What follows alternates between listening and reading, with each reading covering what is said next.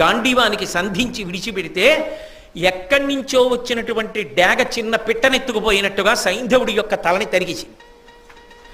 తరిగేయగానే మబ్బు తప్పుకుంది, మళ్ళీ సూర్యోదయం అయింది. ఇంకా ఉంది కాలం, సూర్యాస్తమయం అవ్వలేదు. సూర్యాస్తమయంలో తేడా ఏం చేయలేదు. ఓ నల్ల మబ్బు అడ్డొచ్చింది, అది వాళ్ళు గమనించలేదు. చీకటి పడిపోయింది, అస్తమయం అయిపోయింది అనుకున్నారు.